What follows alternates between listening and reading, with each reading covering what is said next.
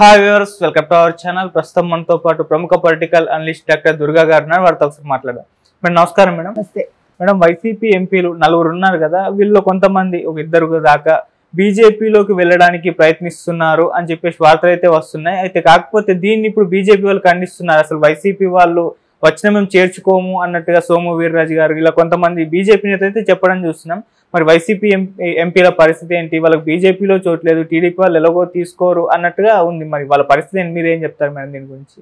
అంటే ఈ రోజు ఈ స్థితికి వాళ్ళు రావడానికి వాళ్ళు చేజేతిలో చేసుకోవటమేనండి. ఇప్పుడు కొంతమంది తెలివిగా ముందే అసలు ఊహించుకుని వాళ్ళు తెలుగుదేశంలోకి అంటే ఎలక్షన్స్ ముందే వెళ్ళిపోయి ఉంటే తప్పకుండా గెలిచి ఉండేవాళ్ళు. వీళ్ళందరూ కూడా ఓవర్ కాన్ఫిడెన్స్ తోటి అటు పార్టీ నష్టపోయింది, ఇటు ఎమ్మెల్యేలు నష్టపోయారు, ఎంపీలు నష్టపోయారు. మనం డే 1 నుంచి చెప్తున్నాం, లేదు తెలుగుదేశం ఖచ్చితంగా వస్తుంది, తెలుగుదేశం కూటమి అని. అది అందరూ ఏదో మన పిచ్చి వాళ్ళని చూసినట్టు చూశారు చెప్పాలంటే. అంటే సర్వేలు ఆల్మోస్ట్ ఒక 80% తెలుగుదేశం కూటమికి ఇచ్చాయి, 20% వాళ్ళకి ఇచ్చారు. ఎవరికి? వైసీపీ కూటమికి. అప్పుడు కూడా ఇప్పుడు ఆరామస్థాన్ లాంటి వాళ్ళు లాస్ట్ మినిట్లో వాళ్ళు తారుమారు చేసి వైసీపీ వస్తుందని చెప్పారు తప్ప ఆయనకు తెలుసు వాస్తవాలు, అందరికీ వాస్తవాలు తెలుసు. కాకపోతే ఏంటంటే వైసీపీ సొమ్ము తిన్నందుకు వాళ్ళ డ్యూటీ వాళ్ళు చేశారు. కాబట్టి ఇప్పుడు ఎవరిని తప్పుపట్టి ప్రయోజనం లేదు. మనం ఆల్రెడీ చెప్పాం, మిథున్ రెడ్డి బీజేపీలోకి వెళ్ళటానికి రెడీగా ఉన్నారు, తర్వాత పెద్దిరెడ్డి రెడీగా ఉన్నారు. ఇప్పుడు వాళ్ళు వెళ్తే ఇంకో 4 తీసుకెళ్తారు కదండి. ఎప్పుడు కూడా ఎవరు ఒంటరిగా వెళ్ళరు దేనికి, అందులో ఎస్పెషల్లీ రాజకీయాల్లో వాళ్ళు వెళ్తూ 10 మందిని వెంట పెట్టుకుని వెళ్తారు. ఎందుకంటే వాళ్ళ సర్వైవల్ అక్కడ కావాలి కదా. ఇప్పుడు వీళ్ళు వెళ్ళాక అక్కడ వాళ్ళు పట్టించుకోలేదు అనుకోండి, అట్లీస్ట్ మన అని కొంతమంది మన పక్కన ఉండాలి.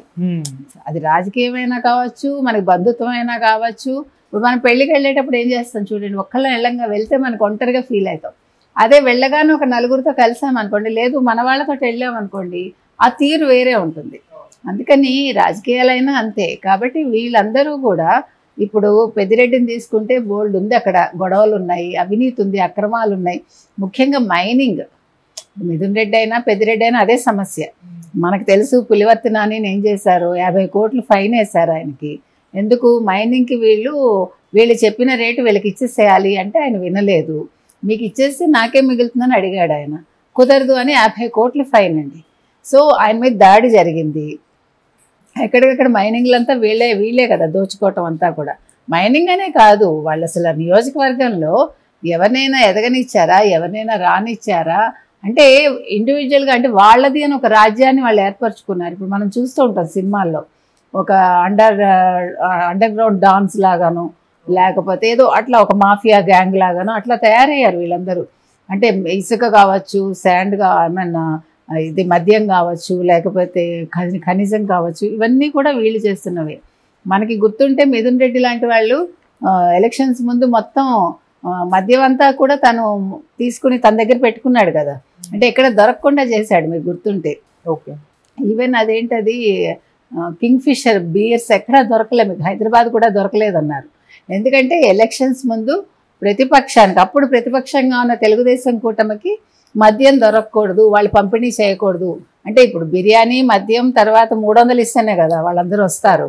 సో అందుకని వీళ్ళంతా కూడా ఒక చోట డంప్ చేసి పెట్టారు. ఈవెన్ పిఠాపురం ఎన్నికలప్పుడు ముఖ్యంగా ఎట్టి పరిస్థితుల్లోనూ పవన్ కళ్యాణ్ ఓడించాలని వాళ్ళు ఈ మద్యం డంప్స్ అన్ని పెట్టారండి. మిథున్ రెడ్డి వెళ్ళి పిఠాపురంలో కూర్చున్నారు కదా, అతను కూర్చున్నప్పుడు మొత్తం మద్యం డంప్స్ అన్న అక్కడ పెట్టుకున్నాడు.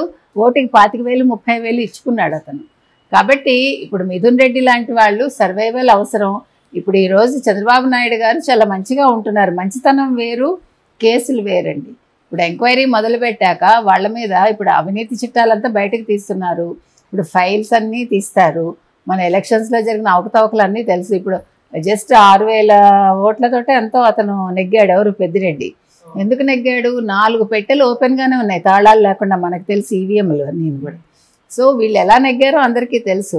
కాకపోతే ఏంటంటే ఇప్పుడు ఈ కేసులన్నీ బయటకు తీస్తే అప్పుడు డెఫినెట్గా పెద్దిరెడ్డి లాంటి వాళ్ళకి ముప్పే. అందుకని ఇప్పుడు ఏం చెయ్యాలి? ఇప్పుడు జగన్మోహన్ రెడ్డికే దిక్కు లేకుండా ఉంది. ఆయనే ఏం చేయాలో తెలియక అక్కడ యలహంక ప్యాలెస్లో కూర్చుని ఉన్నారు ఆయన. సో ఇప్పుడు జగన్మోహన్ రెడ్డి వీళ్ళెవరికి కూడా ధైర్యం చెప్పే పరిస్థితుల్లో అతను లేరు. అతనికే ధైర్యం ఇచ్చేవాళ్ళు కావాలి ఇప్పుడు.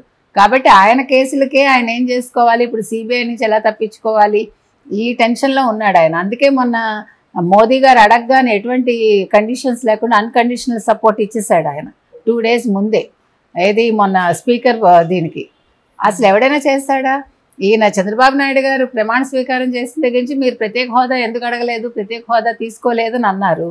ఇప్పుడు వైసీపీ తరఫున మరి జగన్మోహన్ రెడ్డి ఏం చేశారంటే 5 ఏళ్ళు ఉన్నాడు కదా ఆయన ముఖ్యమంత్రిగా, ఉండి ఏం చేశారు ఆయన? ఏ రోజైనా మాకు కావాలి అని అడిగారా? మాకు ప్రత్యేక హోదా కావాలి, మా రాష్ట్రానికి ఇన్ని నిధులు కావాలి, ఇది కావాలని ఏ రోజు అడగలేదు ఆయన. అడగకుండా తన కేసుల కోసమని అక్కడికి వెళ్ళి మోకరిల్లాడు ఆయన. అది అందరికీ తెలిసిన విషయమే. ఈరోజు చంద్రబాబు నాయుడు గారిని ఎలా ప్రశ్నిస్తాడు? చంద్రబాబు నాయుడు గారు ఊరికే ఏది ఇప్పుడు చేయరు కదా. ఇప్పుడు ఆయన కూటమిలో ఉన్నారంటే ఈరోజు 135 సీట్లు ఆయనకి ఇండివిజువల్గా ఉన్నాయి. జనసేన 21కి 21 అలాగా సాలిడ్గా ఉన్నాయి ఆయనకి సీట్లు. కాబట్టి వీళ్ళే ఊరుకోరు. 16 మంది ఎంపీలు వీళ్ళకి, 2 ఎంపీలు జనసేనకి ఉన్నప్పుడు బీజేపీని డెఫినెట్గా they will demand because they are in position to demand అంతే. ఎందుకంటే ఇప్పుడు ఈరోజు వీళ్ళు చెప్పింది మోదీ గారు వినాలి, వింటారు కూడా. ఎందుకంటే ఆంధ్ర ప్రజలు ఎటువైపు ఉన్నారు, వాళ్ళ ఓటింగ్ తీరేంటి, ఆంధ్ర ప్రజల ఆలోచన ఏ విధంగా ఉంటుంది అనేది మొన్న ఎన్నికలు ప్రూవ్ చేశాయండి. అందుకే ఆయన 16 మంది ఎంపీలతోటి ప్రత్యేకంగా 40 నిమిషాలు సమావేశం అవటమే కాకుండా మీకు నా సొంత నెంబర్ ఇస్తున్నాను, నేను నా వ్యక్తిగత నెంబర్ ఇస్తున్నాను మీకు, మీరు ఏ టైంలో అయినా ఫోన్ చేయండి, ఒకవేళ నేను ఎత్తకపోతే నా ఓఎస్డీ ఎత్తుతాడు, లేదంటే నేను నెక్స్ట్ డే మీతో మాట్లాడతాను ఖచ్చితంగా అని చెప్పాడు ఆయన. ఏ ప్రైమ్ మినిస్టర్ అయినా ఎప్పుడైనా చెప్పారండి ఇట్లాగా? అంటే ఈరోజు తెలుగుదేశం వాళ్ళ విలువ ఏంటో మనకు అర్థమైంది. అలాగే జనసేన విలువ కూడా. ఇప్పుడు అన్ని పార్టీలు ఒకటే. ఈరోజు జనసేన ఉంటే తెలుగుదేశం ఉంది, తెలుగుదేశం ఉంటే జనసేన ఉంది. ఈ 2 ఉంటేనే బీజేపీ ఉందండి. బీజేపీ లాస్ట్లో వచ్చి వాళ్ళ అవసరాలకు చేరారు వాళ్ళు. సరే ఏ రకంగా చేరినా అందరికీ మంచి జరిగింది అది. ఇప్పుడు బీజేపీ వాళ్ళు ఆలోచించుకున్నాక చేరారు వాళ్ళు. అసలు వాళ్ళేం అనుకోలే వాళ్ళు వద్దామని, కానీ అనుకోకుండా వచ్చారు వాళ్ళు. వాళ్ళ అవసరానికి వచ్చారు. ఏది వచ్చినా కూడా వాళ్ళకి మంచి జరిగింది. సో దాన్ని ఇవాళ మోదీ గారు గుర్తించారు కాబట్టి ఆ రకంగా చేశారు ఆయన. ఇప్పుడు మిథున్ రెడ్డిని వీళ్ళని చేర్చుకున్నారనుకోండి, బీజేపీకి ఎలాగ చెడ్డ పేరు వస్తుంది. అందుకని ఇప్పుడు సోము వీర్రాజు లాంటి వాళ్ళ మాటలు మనం పట్టించుకోకర్లేదండి. సోము వీర్రాజు అసలు ఇండైరెక్ట్గా వైసీపీకి సపోర్ట్ చేసింది సోము వీర్రాజు లాంటి వాళ్ళే. కాబట్టి వీళ్ళందరూ కూడా డబల్ ప్లే చేస్తారు.